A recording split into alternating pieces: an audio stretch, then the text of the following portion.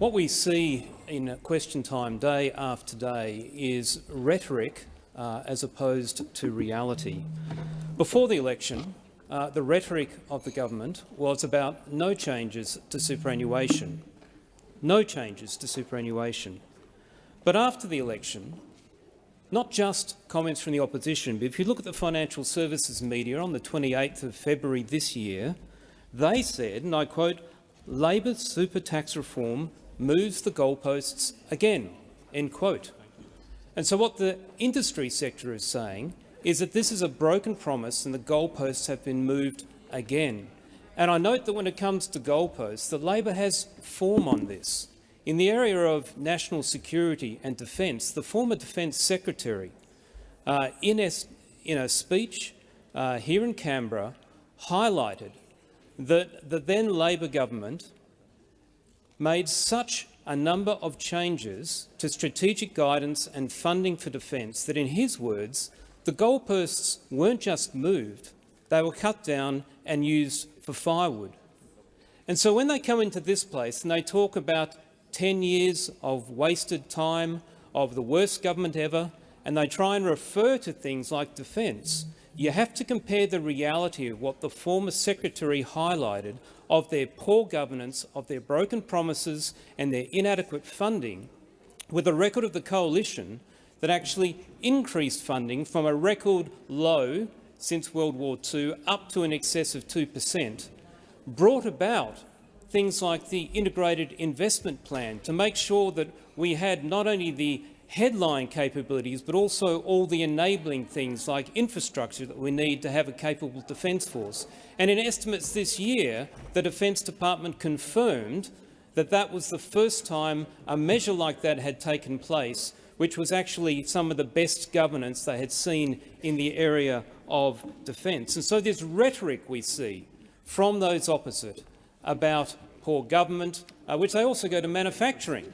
They talk about the fact that manufacturing has been downplayed, but what we see in reality was under the coalition government, things like the Modern Manufacturing Initiative actually led to a huge amount of investment and more apprentices in training than at any other time in Australia's history.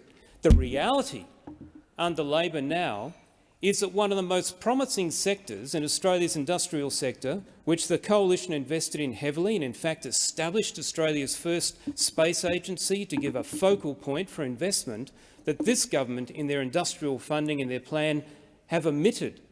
And the space industry is alarmed at the lack of continuity and support from the government in this area.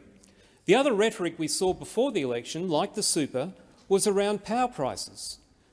$275, we heard time and again from the government that their policies would drive down prices. But what we see in reality is that prices are going up. They went up 18% last year.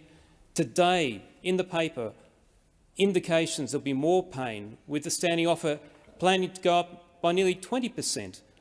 Because of the policies of this government, which are run largely on ideology and rhetoric. Because if you compare with other nations, and let's take the Biden administration in the US, their inflation reduction bill, which was passed last year, looks to reduce the cost of living and particularly one of the energy measures. So unlike the government here that says variable renewables will get us to net zero and will drive down prices, the Biden administration has taken the engineering and the science of people like the International Energy Agency, the OECD, the Princeton University report, and has said the science tells us that the cheapest way to get clean and reliable energy that will drive down emissions is to actually increase nuclear power in your economy. And so they have brought in tax measures to incentivise their industry to increase the nuclear power in the states from 92 gigawatts to nearly double by 2050.